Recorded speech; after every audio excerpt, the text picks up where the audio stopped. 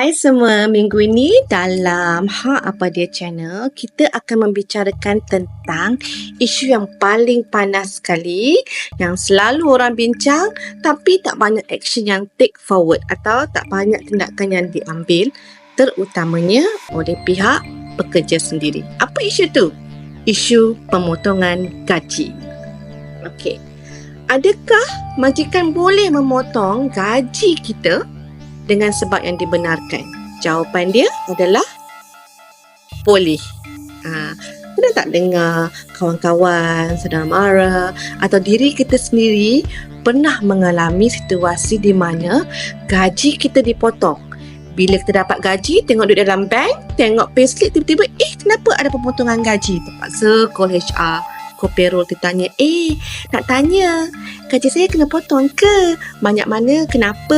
Dan sebagainya. Kan? Banyak kan isu macam tu kan? Okey, ya. Jawapan dia memang boleh majikan untuk memotong gaji pekerja dengan sebab-sebab yang dibenarkan.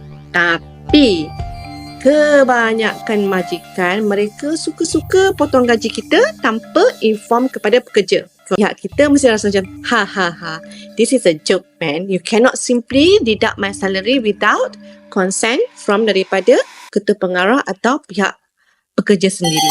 Tapi majikan boleh memotong gaji pekerja secara sah mengikut undang-undang di Malaysia, iaitu mengikut Akta Kerja 1955. Antara sebabnya adalah ini sebab yang paling popular. Kan boleh memotong salary atau gaji pekerja tanpa persetujuan pekerja melalui pemotongan untuk KWSP, EPF atau SOKSO. Dan juga pemulihan gaji berlebihan. Maksudnya mungkin pekerja telah dibayar gaji secara berlebihan atau extra payment, majikan boleh untuk menarik balik jumlah yang terlebih bayar tersebut daripada pihak pekerja. Okey.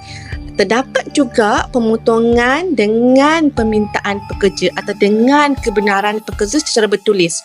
Contoh, kalau ada pemotongan untuk yuran kesatuan, trade union atau sport club, pemotongan gaji kan, yang memerlukan persetujuan bertulis daripada pihak pekerja. Contoh, kalau anda start kerja kan, zaman dulu lah selalunya akan ada satu form yang HR akan bagi kepada pekerja yang baru mula kerja dekat syarikat tersebut untuk dia isi nama, IC, klosa kebenaran memotong gaji sebanyak RM15, contoh untuk sport club, ya.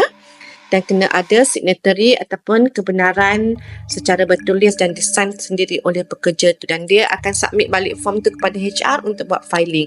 Dan pemotongan tersebut akan dilakukan secara tetaplah pada setiap bulan sehingga orang itu meninggalkan pekerjaan tersebut.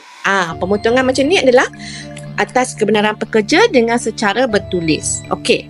Antara pemotongan yang dibenarkan adalah dengan kelulusan ketua pengarah.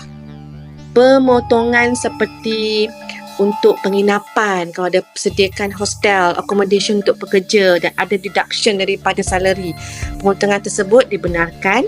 Atau untuk tujuan kebajikan pekerja, perlu mendapatkan kelulusan daripada pihak majikan dan ketua pengarah. Bukan boleh simply potong, rasa macam nak beli tilam, beli dapur untuk pekerja, nak potong salary tanpa mendapatkan persetujuan atau kelulusan ketua pengarah. Tak boleh buat. Jadi pekerja, kita kena alert, kita kena tahu hak kita, apa pemotongan yang dibenarkan dan bagaimana cara pemotongan itu perlu dilakukan. Okey, seterusnya adalah dengan pembelian koperasi. Okey, contohnya jika pekerja membeli keperluan asas secara kredit dari koperasi yang disediakan oleh pihak syarikat. Ada setengah syarikat tu ada kesatuan dia ada koperasi. Jadi koperasi tu kita boleh pergi untuk ambil barang, untuk ambil beras, untuk ambil gula, untuk ambil barang-barang keperluan asas dan masuk dalam rekod. Jadi rekod tu nanti akan di-share kepada mereka yang membuat atau bertanggungjawab untuk membuat pemotongan gaji tersebut. Keperluan asas yang dibeli secara kredit tadi boleh dipotong dengan pemotongan gaji. Tapi kena ingat walaupun majikan boleh membuat pemotongan, secara umumnya pemotongan tidak boleh melebihi daripada 50% dari gaji bulanan kecuali dalam kes pembayaran akhir atau pinjaman perumahan. Tetapi jika majikan melampaui had ini, pekerja mungkin menghadapi kesusahan kewangan. Kes yang boleh saya bincangkan di sini adalah kes yang berlaku di antara Airport Limo Malaysia Sdn Bhd versus Syed Jamal A. Nasir Syed Mustafa. Dia membuat sesuatu yang melanggar undang-undang dengan menjual tiket dia kepada orang lain untuk meneruskan untuk kelangsungan hidup dia. Jadi bila dia membuat sesuatu yang melanggar undang-undang atau polisi syarikat mendapati dia bersalah sebab dia telah ada misconduct. Bawa kes ni ke mahkamah siasat, dan mahkamah mendapati pekerja ini telah dilayan secara tidak adil oleh pihak majikan. Macam mana kita tergamak untuk potong gaji orang tu banyak sampai RM32 je. Because dia nak melangsungkan kehidupan dia, terpaksa commit case lah. Maksudnya ada misconduct di situ. Apa yang saya nak tekankan di sini adalah, kita sebagai pihak majikan tak boleh sewenang-wenangnya memotong gaji pekerja tanpa kelulusan mengikut Akta Kerja 1995. Jadi sebagai HR practitioner, orang yang buat gaji, kita kena betul-betul tengok apa yang undang-undang tuntut, apa yang undang-undang dah senaraikan. Bukan ikut company A buat, company B buat, company B potong aja salary dia orang tanpa ada kelulusan. Bukan mengikut apa yang dipraktiskan dalam industri ya. Tapi sebagai HR yang bertanggungjawab, yang bijak, kita haruslah mengikut apa yang disarankan oleh undang-undang kita.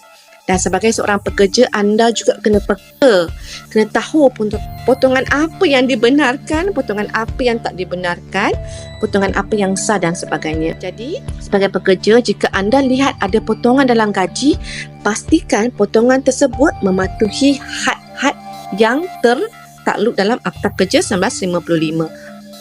Untuk maklumat lanjut nanti, sila ikuti description di bawah. Dan saya nak ucapkan terima kasih sebab anda telah suggest saya topik pada hari ini berdasarkan kes-kes yang terdahulu yang berlaku di Malaysia.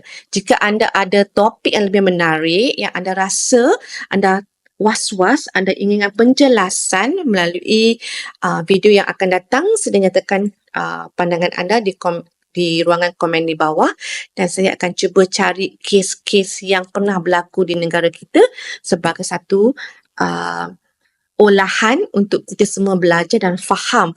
Paling penting, tujuan video ini pada hari ini adalah untuk create awareness kepada pihak pekerja dan juga pada pihak majikan tentang pemotongan gaji yang sah mengikut Akta. Jika anda mempunyai sebarang cadangan, sila nyatakan di ruang komen di bawah. Like, comment, share, subscribe. Jangan lupa. Bye, jumpa lagi.